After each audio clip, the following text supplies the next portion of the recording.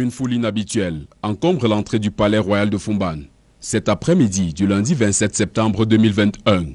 Regard attristés, ces hommes et femmes, jeunes et moins jeunes, ont convergé ici pour s'enquérir de la triste nouvelle qui circule relative à l'état de santé de leur roi, Sa Majesté Ibrahim Bombon-Joya.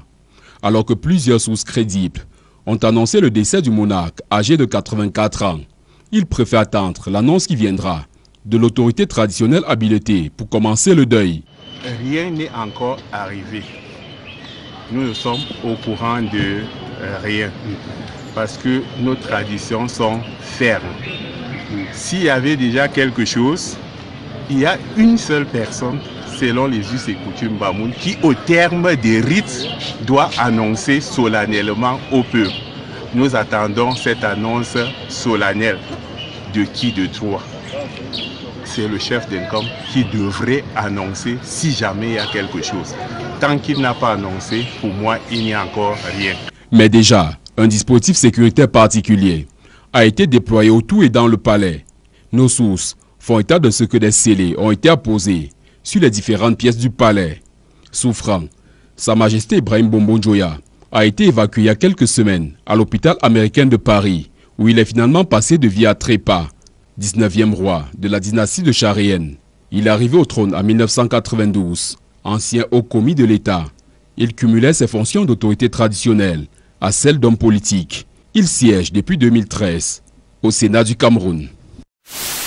Ici au palais royal de Foumban, c'est une ambiance mortuaire. Sur les visages se lisent facilement la tristesse et la consternation. La nouvelle de l'endormissement du sultan roi des Bamoun, Sa Majesté Ibrahim Bombon-Joya, déchire les cœurs.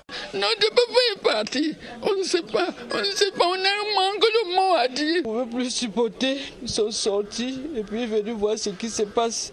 Arrivé ici au palais, nous a fait comprendre que le sultan est passé en France. Toutes les portes du palais sont scellées. Cela s'est fait sous la conduite du préfet Donatien Oum et du procureur de la République. Tout à côté d'eux, il y a le président du conseil régional qui n'en revient pas. C'est une perte énorme pour la région de l'Ouest, le Cameroun et le peuple Bamoun. Une perte énorme. Une bibliothèque qui s'en va. Un sage qui s'en va. Dans la cour, quelques personnes échangent en groupe. Le sujet est sur toutes les lèvres, mais on parle à demi-mot, car il ne faut pas briser la tradition. Tout autour des entrées, il y a des foules qui se bousculent. Elles ont passé toute la journée là, à attendre l'officialisation de la nouvelle. Pour le moment, rien n'a encore été dit. Il y a une seule personne, selon les us et coutumes Bamoun, qui au terme des rites doit annoncer solennellement au peuple. Nous attendons cette annonce solennelle.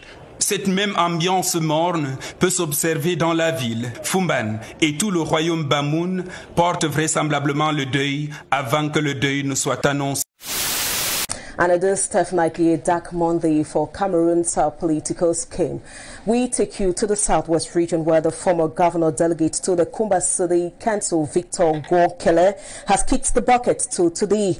Reports say he dropped dead after a health malaise in the city of Kumba.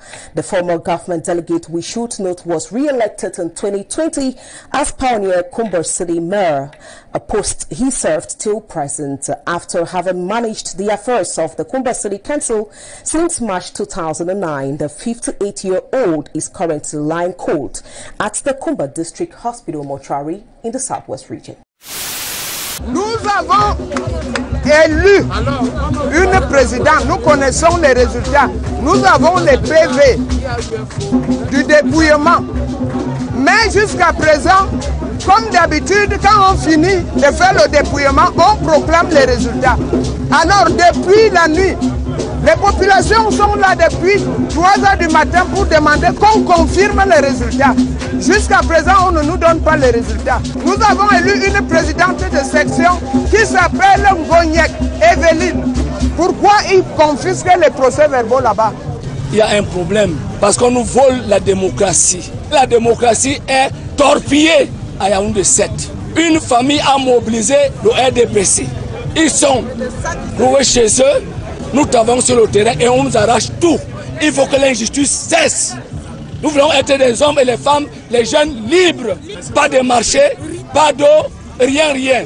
Nous bénéficions de quoi? Nous disons que aujourd'hui, les urnes ont parlé.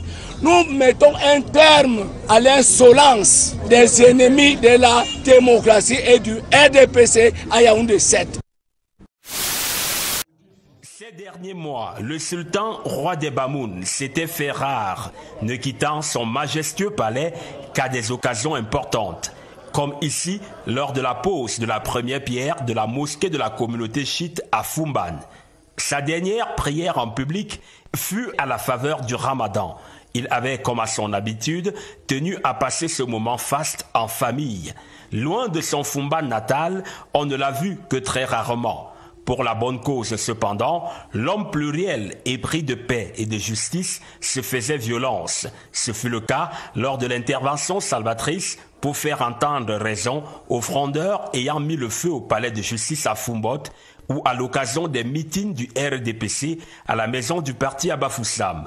On le savait très affecté par la mort de sa cohéritière, la princesse Momafon Rabiatou Njoya, même s'il s'était montré rayonnant lors de la célébration de sa 29e année passée au trône, le 10 août 2021.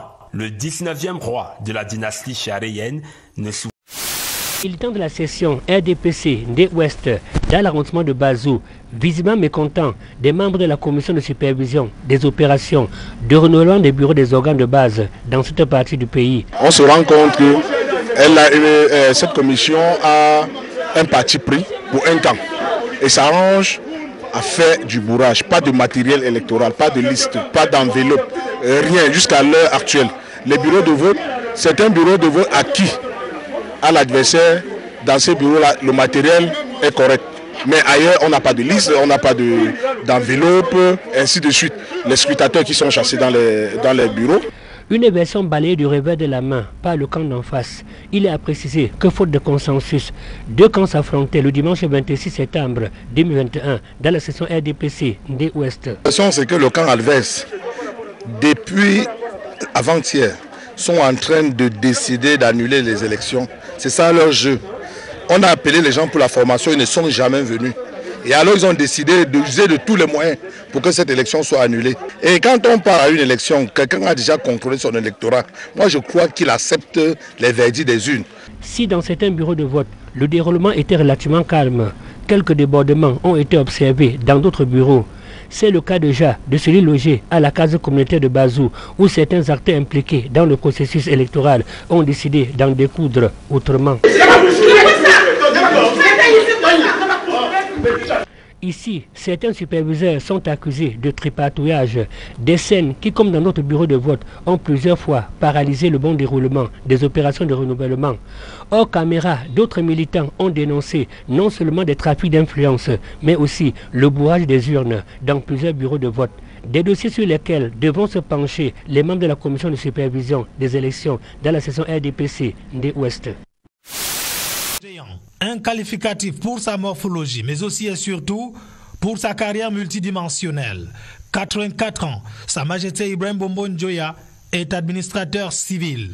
Sa carrière administrative débute à la veille de l'indépendance.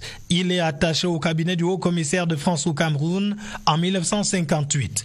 Il gravit alors tous les échelons de l'appareil étatique jusqu'à l'avènement de l'indépendance. Plusieurs fois membre du gouvernement, ayant occupé entre autres fonctions vice-ministre de l'Éducation nationale, ministre de la Culture et de l'Information, ministre des Sports. Au plan sportif justement, c'est sous son règne que le Cameroun remporte pour la première fois une Coupe d'Afrique des Nations. Nous sommes en 1984 en Côte d'Ivoire. Du gouvernement, Sa Majesté Ibrahim Bombo Njoya est nommé ambassadeur du Cameroun, d'abord en Guinée équatoriale, puis en Égypte.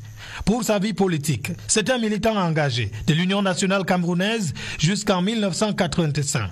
Le temps du parti unique révolu, Sa Majesté Ibrahim Bombo Njoya intègre le Rassemblement démocratique du peuple camerounais, parti dans lequel Il est membre titulaire du comité central. Sous cette casquette et pour son militantisme, il fait son entrée au Sénat en 2013. Artisan de la paix, Sa Majesté Ibrahim Bombon Djoya aura fait entendre sa voix au grand dialogue national tenu il y a 2 ans à Yaoundé.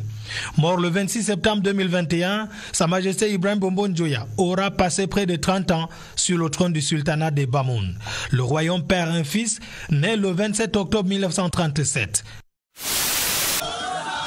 Un vrai terrain de guerre, loin bien sûr du champ politique. C'est l'image que renvoie incontestablement le RDPC à la faveur du renouvellement de ses organes de base. Sur l'ensemble du territoire national, le parti au pouvoir accumule de nombreux impairs résultant des tripatouillages liés aux opérations électorales en son sein. Ici, ce sont des bourrages des urnes qui sont en cause. Là, des charters sont pointés. Plus loin, les intimidations sont au rendez-vous. Le corollaire de cette situation est une multiplication d'actes de violence allant de l'obstruction de la voie publique à l'incendie de la résidence du sous-préfet de Bengbis en passant par le saccage de la maison du parti à Banganté. Quelques constats peuvent aisément être faits au regard de cette réalité. Primo, il apparaît que la mécanique de la fraude est bien ancrée au RDPC et que presque personne y songe à conserver son mandat ou à y accéder par des pratiques orthodoxes. Deuxièmement, l'idée démocratique est mise à rude épreuve au sein de cette formation politique, dont les acteurs affectionnent pourtant mettre en avant l'argument selon lequel la démocratie y a d'abord été expérimentée via les candidatures multiples avant d'irradier le reste du Cameroun. Tertio, c'est par ricochet de l'avenir du RDPC dont il est question in fine. On peut logiquement pronostiquer que celui-ci sera incertain dans des conditions où l'appareil d'État ne lui sera pas acquis. Ce qu'il faut certainement déplorer davantage encore, c'est le silence assourdissant des autorités devant tous ces forfaits qui ne font l'objet d'aucune réprimande, encore moins de la moindre action judiciaire. C'est de toute évidence un très mauvais exemple pour la démocratie et l'état de droit au Cameroun. Le ministre d'État Bello Bouba Maïgari, passé la surprise de la disparition du sultan, ne tarit pas d'éloges à son égard. Ce que je retiens, moi, c'est d'abord l'ouverture en tout temps. Et quand on allait chez lui, il était très ouvert. Moi, même avant d'entrer dans le gouvernement, quand je faisais mes tournées politiques, il m'a reçu plusieurs fois dans son palais et je l'ai toujours trouvé ouvert. Ses contributions dans toutes les grandes rencontres nationales étaient très écoutées. Et je crois que notre pays perd là un grand serviteur. Dans le microcosme des chefs traditionnels, son encadrement va manquer. C'est une grande figure de l'histoire du Cameroun qui disparaît. C'est l'association des chefs traditionnels du Cameroun qui est endeuillée parce que c'est quelqu'un qui donnait des conseils. C'était un homme épris de paix et de justice. Un homme qui respectait ce qu'il disait et qui respectait tout le monde. L'on peut subodorer que ses obsèques seront très courues.